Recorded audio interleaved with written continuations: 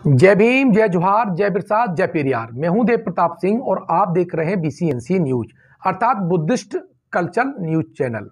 भाषा, लिपि, संस्कृति किसी भी सभ्यता के आधार होते हैं। इन्हीं आधार पर सभ्यता को चुना जाता है कि वो किस दर्जे की रही है। जी हां, उसी सभ्यता के पैने में हम बहुजन वैचारिकी के आंदोलन को आगे बढ़ा रहे हैं। और आज हमारा जो चर्चा का विषय है, मानवर काशीराम साहब का बिहार दर्शन, यानी वो बिहार को किस रूप में देखते थे, बिहार की जनता को किस रूप में देखते थे। ये बात है 10 जनवरी 1995 की। बहुत बड़ी एक रैली थी और वहां पर मानवर काशीराम साहब के साथ में मौजूद थे श्री रामपाल, बी राम, दीनानाथ भास्कर और राज बहादुर, ग्रामीण विकास मंत्री श्री राम यादव और काशीनाथ यादव, सुबोध राम, जंग बहादुर पटेल और भी जो विधायक थे वहां मौजूद थे। वहां पर खचाखच भरे माहौल में पूरा गांधी मैदान भरा हुआ था। तिल मात्र भी जगह नहीं थी कि वहां पर खाली स्थान हो। और वहां पर मानवर साहब काशीराम अपने ओजस्वी भाषण में कहते हैं कि बिहार की सबसे अच्छी जमीन है, यहां श्रम बल अच्छा है, आर्थिक संसाधन सबसे अच्छे हैं, तो फिर यहां की गरीबी क्यों, यहां की जनता गरीब क्यों, सामाजिक रूप से यहां पर पिछड़े क्यों, आर्थिक शोषण की सबसे ज्यादा घटनाएं क्यों, हिंसा जो आदिवासियों के लिए, स्त्रियों के लिए सबसे ज्यादा क्यों है। ये प्रश्नों को उस रैली में वो उठाते हैं, लेकिन उनके केंद्र बिंदु में था बहुजन समाज का आर्थिक मुक्ति आंदोलन। वहां वो कहते हैं कि बिहार की जमीन जर्मनी से बेहतर है। जैसे जर्मनी में जमीन है वैसे ही बिहार में जमीन है उपजाऊ। जैसे वहां पर आर्थिक संसाधन है वैसे ही बिहार में आर्थिक संसाधन है। मैं आपको बता दूं कि उस वक्त यानी 1995 में झारखंड बिहार से अलग नहीं हुआ था। अर्थात जो भारत की सबसे बड़ी जो खनिज पेटी है, जिसे छोटा नागपुर का पठार भी कहते हैं, उसका बहुत बड़ा भाग झारखंड में भी पड़ता है। और आर्थिक संसाधनों के मामले में वो भारत की सबसे धनी पेटी मानी जाती है। तो मानवर साहब वही बात कह रहे थे कि आपके पास खनिज संसाधन है, कोयला यहां से निकलता है, लोहा यहां से निकलता है, सारे खनिज यहां से निकलते हैं, अभ्रक यहां से निकलता है, तो बिहार गरीब क्यों है। पंजाब से बेहतर जमीन बिहार की है, लेकिन होता क्या है, जो बिहार के जो मजदूर हैं वो पंजाब नौकरी करने जाते हैं, फसल काटने जाते हैं। वो दर्द को महसूस कर रहे थे कि कोई भी क्रांति तब तक सफल नहीं होगी जब तक वहां के लोग भागीदार नहीं होंगे। मैं उनके भाषण को हूबहू मैं आपको पढ़ करके सुनाता हूं ताकि आप उनसे जुड़ाव महसूस कर सकें कि आखिर उनके पटना के जो विचार थे वो क्यों आज प्रासंगिक हो गए हैं। उन्होंने ये कहा कि बिहार में सबसे ज्यादा जरूरत है क्रांति करने की।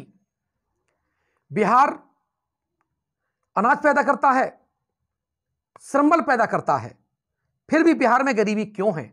क्यों बिहार में कुदरती साधन नहीं है, अच्छी जमीन नहीं है।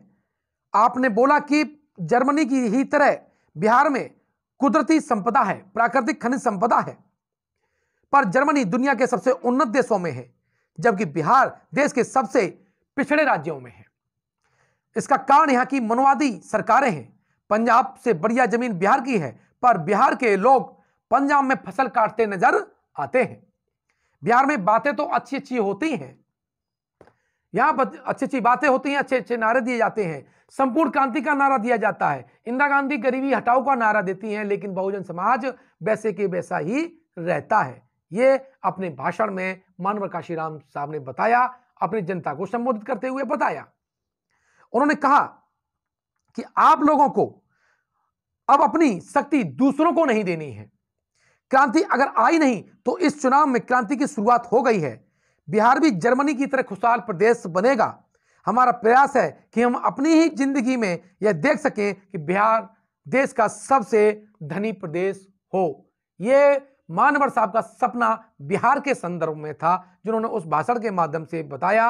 और वो कहते हैं कि किसी भी समाज की तरक्की के पीछे सामाजिक आर्थिक और राजनीतिक केंद्र बिंदु होते हैं और तीनों के तीनों बिहार में मौजूद हैं, लेकिन ये तीनों बहुजन समाज के हाथों से दूर हैं। इन तीनों को प्राप्त करना होगा। वो कहते हैं कि अगर क्रांति दूसरी तरह की आ भी गई तो आपके लिए नहीं होगी। अगर आपको स्वयं सफल होना है, अपने पीढ़ी को आगे बढ़ाना है, तो क्रांति स्वयं करनी होगी। तो बात यहां विश्लेषण की है। इन बिंदुओं के विश्लेषण पर हम देखते हैं कि मानवर काशीराम साहब उस वक्त यूरोप के सबसे उन्नत देशों की तुलना बिहार की जमीन से कर रहे थे, वहां के श्रम बल की तुलना अपने श्रम बल से कर रहे थे। तो हमें देखने की जरूरत है, समझने की जरूरत है कि आपका नेता, आपका लीडर किस दिशा में लेके जा रहा था, उसके पीछे क्या आर्थिक सोच थी, क्या उसका आर्थिक दर्शन था, क्या उसका राजनीतिक दर्शन था, और इनमें सबसे महत्वपूर्ण उसका क्या सामाजिक दर्शन था।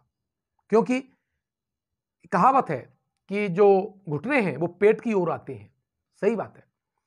अगर आपके समाज का कोई व्यक्ति पिछड़ जाएगा तो आपकी भी ये सोच रहेगी कि ये व्यक्ति मुख्य धारा में आए। उसी क्रम में मानवर साहब बिहार को लेकर के चल रहे थे और उन्होंने कहा कि बिहार जो यूरोपीय कंट्री है उनसे भी बेहतर विकसित हो सकता है, बशर्ते यहाँ पर बहुजन सरकारें आए। अभी तक आपकी जो सरकारें नहीं आई है उसकी वजह से स्थिति खराब है। मनवादी सरकारों ने आपका शोषण किया है, आपके श्रम का शोषण किया है, आपके सामाजिक हितों का शोषण किया है। अतः अब आपको सरकार बनानी होगी। तो ध्यान रखिएगा, आर्थिक मुक्ति के इस आंदोलन में मानवर काशीराम साहब की बहुत बड़ी भूमिका थी और यही कारण है कि उत्तर प्रदेश में जब बहुमत की सरकार बनी तो बाबा साहब के विचार को ध्यान में रखते हुए यहां पर ठेकेदारी में 21% से ज्यादा आरक्षण की व्यवस्था की गई थी, ताकि आर्थिक संसाधनों के विकास में, राष्ट्र निर्माण में हमारी भूमिका तय हो सके। तो अदर जो स्टेट हैं और स्वयं उत्तर प्रदेश सहित यहाँ के जो कार्यकर्ता हैं जो मानवर साहब काशीराम को फॉलो करते हैं, उन्हें समझने की जरूरत है कि काशीराम साहब के पास में स्पष्ट एक आर्थिक सोच थी, आर्थिक उनका दर्शन था। केवल राजनीतिक और सामाजिक दर्शन ही नहीं था उनके पास, उन्होंने कई नींव रखी थी जो आर्थिक संसाधनों पर कब्जा करने के लिए थी। आशा है आपको ये वीडियो अच्छा लगा होगा और मानवर साहब के आर्थिक सोच को समझने में आपको कुछ तो सहायता मिली होगी। अगर आप ये वीडियो YouTube पर देख रहे हैं तो हमारे चैनल को सब्सक्राइब कीजिए। अगर ये वीडियो फेसबुक पर देख रहे हैं तो हमारे फेसबुक पेज को लाइक करिए और वीडियो को अपने मित्र तक जरूर शेयर कीजिए, ताकि मानवर साहब के द्वारा दिए गए पटना में भाषण के अंश उन तक पहुंच सके।